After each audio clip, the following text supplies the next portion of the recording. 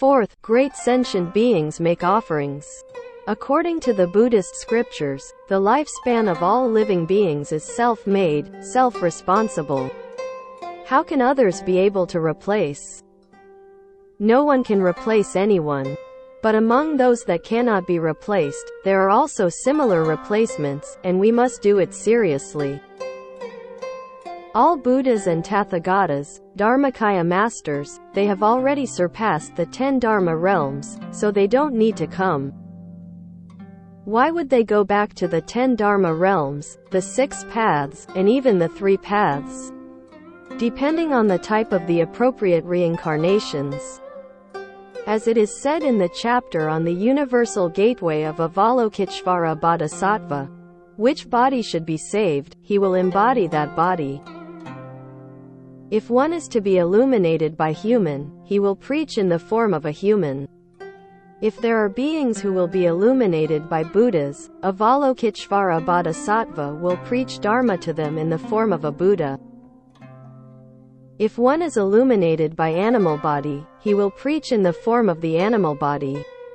If one is illuminated by the body of a plant, he will preach in the form of a plant. For example, Buddhas and Bodhisattvas come to the human world. What they receive is a human body, and they live in the world for decades. Like Shakyamuni Buddha is a good example. He lived for 80 years, preached the sutras and taught us the Dharma for 49 years. When the Blessed One was still in the world, and his living conditions are the same as ours. Even more suffer than us. Every day he has to go out for alms, such a miserable life he may not have to endure. But he is willing to accept this life, set an example for us to watch. Suffering is nothing but to awaken all sentient beings. All sentient beings are confused and upside down in this world, do not understand the truth. Strive for fame and gain every day, create immeasurable and boundless sin karma, and then end up with the bitter karma of the 3 paths. How wrong, you say? What the world-honored one has shown us, if you look at people who want fame, power, and status, he is a prince. Is there anything he doesn't have? His status is that of a king. And there is no greater power than him. No one can match his wealth. What others want to fight for, he has already got it, the ancients used to say. You are the son of heaven, you are rich in all 4 seas, who can compare? Others want to fight, he already has it, it's enough, and he abandons it and puts it all down. This is to tell us that that thing is fake and not a good thing. What is true, what is good? To lead a religious life.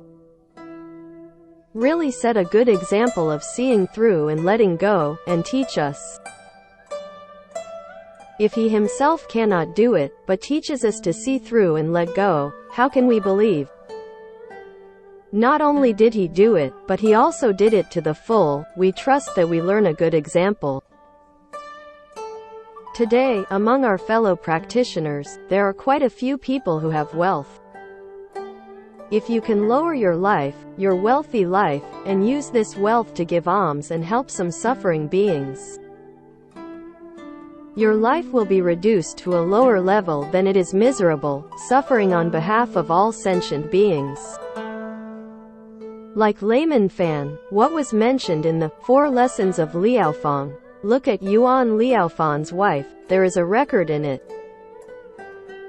One winter, he made winter coats for his children, cotton coats, and silk ones. He thought that there were many poor people and many people who had no clothes to wear in winter. He sold the silk robes to make cotton wool, and that one could be exchanged for 3 or 4. There is no shortage of family members, and the excess can be donated to others to represent the suffering of all living beings. Therefore, if we live a little more frugally and work harder, we can help more sentient beings. If we always keep this mind in mind, we will suffer on behalf of sentient beings. We should always think that there are many suffering people in the world, and we have cultivated a little blessing in the previous life. We should not enjoy all the blessings in this life. We must know how to cultivate blessings continuously, so that our blessings will flow endlessly, and this blessing will last forever. In ancient times, in India and China, many Buddhist disciples practiced asceticism no matter they were at home or monks. It's not that he can't improve his life, it's not that he can't, he just keeps thinking that there are still many suffering beings in the world. Among the monks, in the early years of the Republic of China, fellow practitioners all know that old monk Suyin and Master Yingwang are good examples for us monks. Both of these great masters are great, and they have too many disciples.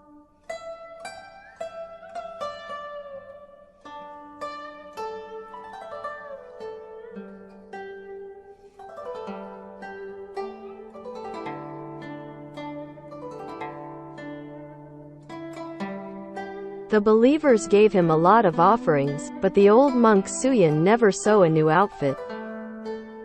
We looked at many photos of the Venerable Shu, and the clothes he wore were patched many times.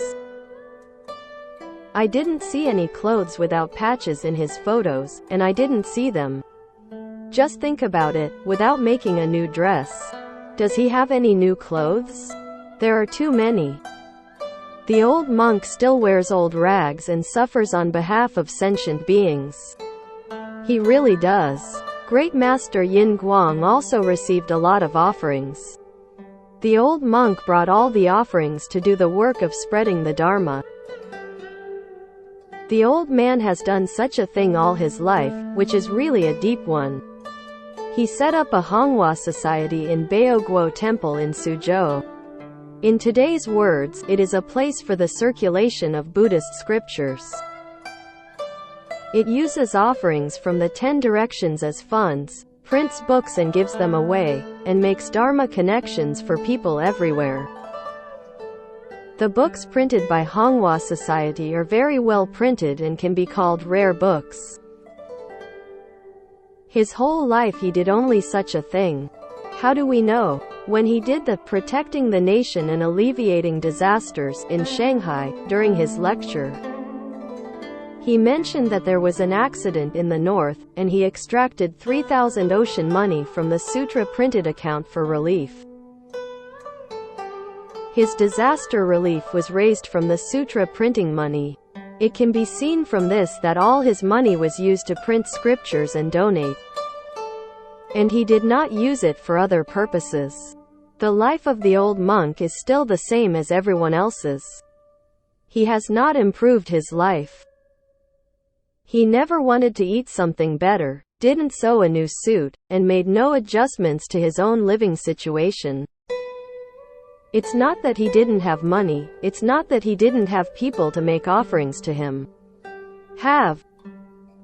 He still lives this hard life, suffering on behalf of all beings, and never forget the suffering on behalf of all beings.